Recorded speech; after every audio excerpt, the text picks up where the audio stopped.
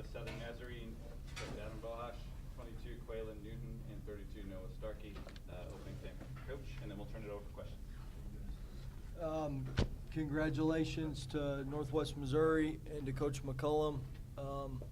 They have a heck of a team, and it's a heck of a program. It's one of those where when you walk out there for tip, the environment and everything, you can sense it and feel it, and so that's a credit to all the people here have been fantastic in the thing they've built here, so congratulations to them.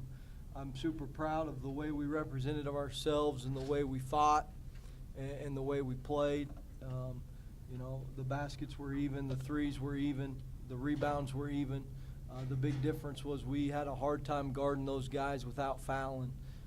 Their stuff is really good. Their players are really good. They get downhill on you, and we just couldn't guard them well enough without putting them on the free throw line.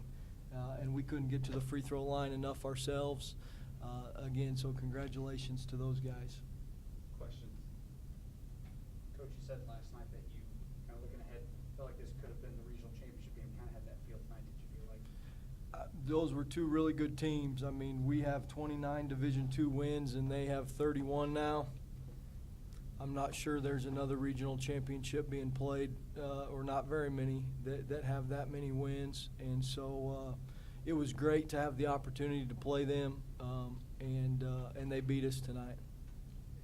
Coach McCollum just talked about how he'd kind of like to see regions maybe broken up a little bit more because he feels like there are several top 10 teams in this region. Is that something you'd like to see too with the strength of these three conferences? If Ben's team's like this, I bet there's 41 other coaches in the region who would vote for that, right? You know, it's a debate. I mean, everybody thinks they're in the toughest conference in the country. Everybody thinks they're in the toughest region in the country. And so now's not a great time to ask me that question, probably to get a reasonable response. But if you look historically, this is certainly a region that's been representing itself really well at the very highest level in terms of national championships and winning games in the Elite Eight. And, you know, that ball club we just played, there's not a lot of weaknesses there.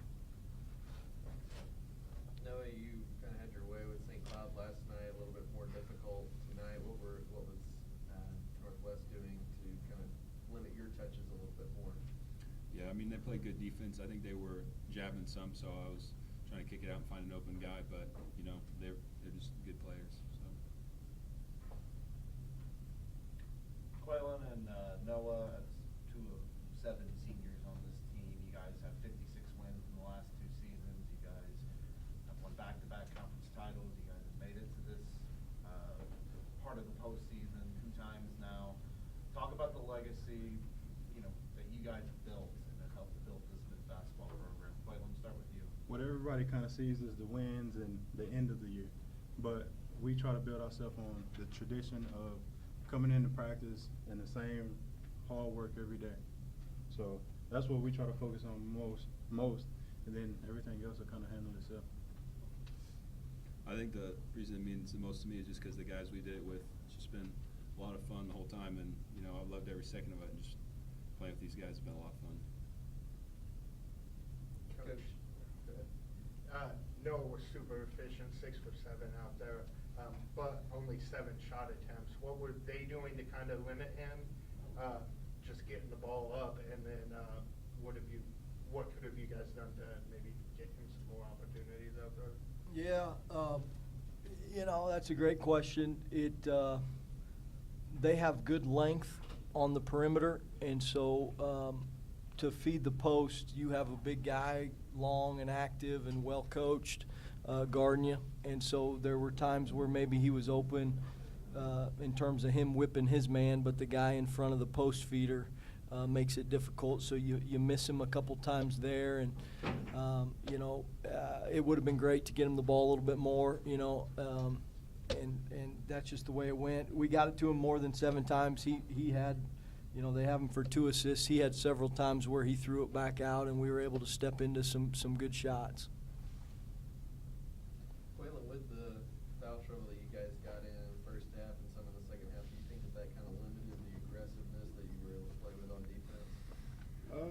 I wouldn't say it limited me. I mean, I play in a lot of foul trouble from time to time. But, I mean, I have to be who I am, and that's staying aggressive and trying to stick to what we do and stick with the game plan. Coach, was there anything that kind of got pushed to the side with the game plan because of foul situations? I mean, not, the fouls didn't change it. I mean, you know, they're hard to guard.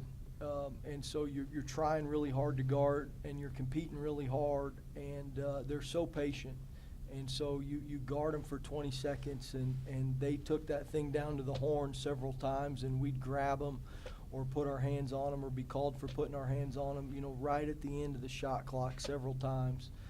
And that's a credit, again, to them and how good they are offensively, that we just couldn't do it without fouling today.